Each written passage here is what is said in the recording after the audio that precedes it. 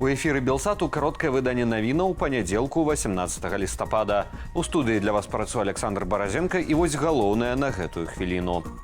Кіраўнікоў кампаніі, што належыць сербскім сябрам Лукашэнкі, арыштавалі і змясцілі ў СІЗА. Пра затрыманне менеджараў кампаніі Дана Астра паведамляе сайт reform.news. Паводле крыніцы выдання затрымалі дырэктарку кампаніі ды ейнага намесніка, а таксама 3 сербскіх менеджараў Даны. 2 з іх пазней адпусцілі. Сцвярджаецца, што затрыманні ў кампаніі, што належыць блізкім да Лукашэнкі сербскім бізнесоўцам братам Карычам, сталіся вынікамі правяранняў з боку дзяржаўнага кантролю. Кампанія рэалізуе вялікія будаўнічыя праекты, сярод якіх комплекс Менск-Свет. На якасць кватэраў, у якім часта скардзіліся кліенты. Незадавольнасць якасцю працаў Даны Астра летась выказваў і Лукашенка. 3 чалавекі загінулі ў выніку пажару ў Аршанскім раёне.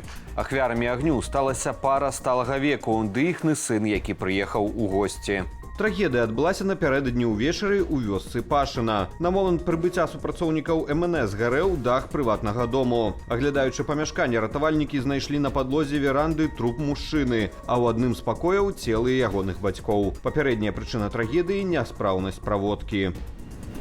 Каб заставацца ў курсе падзеяў у любую гадзіну дня і ночы, чытайце Белсат у Телеграм. У левым верхнім куце экрану выбачце QR-код, наведзіце на яго камеру вашага смартфону, ды пераходзьце па спасылцы. Падпісвайцеся на Телеграм Белсату, калі для вас гэта бяспечна. ЗША дазволілі ўкраіне выкарыстоўваць далекабойныя ракеты для удараў у глыб тэрыторыі Расіі. Пра адпаведнае рашэнне адміністрацыі прэзідэнта Джо Байдена, які неўзабаве пакіне пасаду, паведамляюць Вашынгтон-Пост і Нью-Йорк Таймс.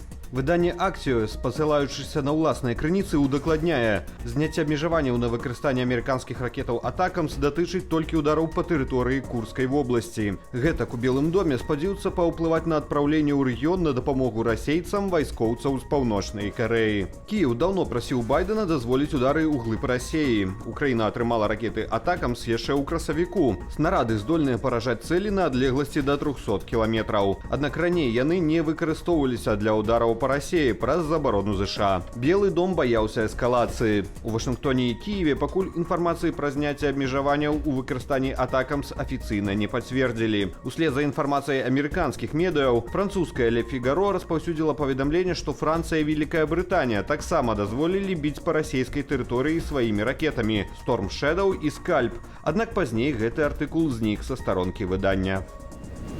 Прынамсі, 11 чалавек загінулі ў выніку учорашніх удараў расійскага войска па Сумах. Па горадзе цягам апошніх сотняў расейцы білі двойчы.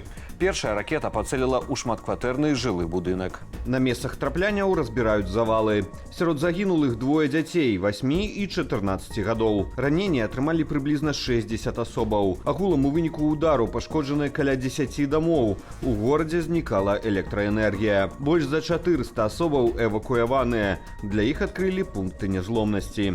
У Сумах сёння дзень жалобы.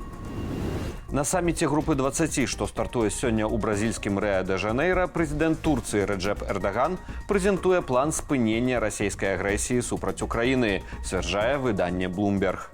Крыніцы выдання сцвярджаюць, Турцыя прапануе ўкраіне замарозіць вайну з Расіяй, сыходзячы з цяперашняй лініі фронту, і адмовіцца ад уступлення ў НАТО на найбліжэйшыя 10 гадоў. У якасці кампенсацыі за адмову ад НАТО Турцыя абяцае далучыцца да міжнароднай вайсковай дапамогі ўкраіне. Турэцкі план таксама залучае стварэнне дэмілітарызаванай зоны на Донбасе. Для яе абароны Эрдаган прапануе ўвесці міжнародныя войскі ў якасці гарантыі бяспекі. Паводле звестак журналістаў, прэзідэнт Турцыі таксама спадзяецца угаварыць Владзіміра Зеленскага пачаць мірныя перамовы ў Стамбуле. У Грузіі працягваюцца акцыі апазіцыі праз нязгоду з афіцыйнымі вынікамі парламенцкіх выбараў 26 кастрычніка. Учорашняя дэманстрацыя пасля маршу вуліцамі Тбілісі перарасла ў перакрыццё вуліцаў і арганізацыю намётавага мястэчка пратэстоўцаў. Удзельнікі акцыі «Вярні свой голас» заблакавалі скрыжаванні каля будынку Тбіліскага дзяржаўнага універсітэту. Некаторыя засталіся там начаваць. Апазіцыйныя лідары заявілі, што акцыя станецца бестэрміновай і працягнецца да часу, пакуль не будуць выкананыя патрабаванні пратэстоўцаў. Ануляванне вынікаў выбараў і правядзенне паўторнай кампаніі пад міжнародным наглядам. Нагадаю, згодна з афіцыйнымі вынікамі грузінскага ЦВК, кіроўная партыя «Грузінская мара» на выбарах 26 кастрычніка атрымала 54% галасоў і 89 са 150 месцаў у парламенце. Ялінкі, ліхтарыкі, каруселі ды пах пернікаў і глінтвейну. У еўрапейскіх сталіцах запрацавалі першыя калядныя кірмашы.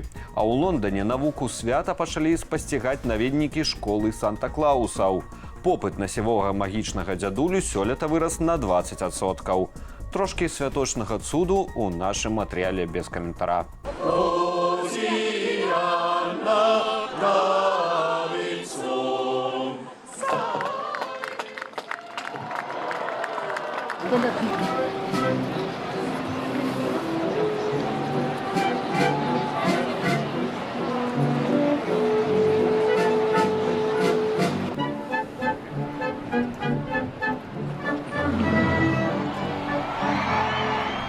І гэта былі ўсе навіны ў нашым кароткім выданні. Падрабязней пра галоўныя падзеі дня з каментарамі і аналітыкаю распавядуць мае калегі ў вечаровым інфармацыйным эфіры Белсату.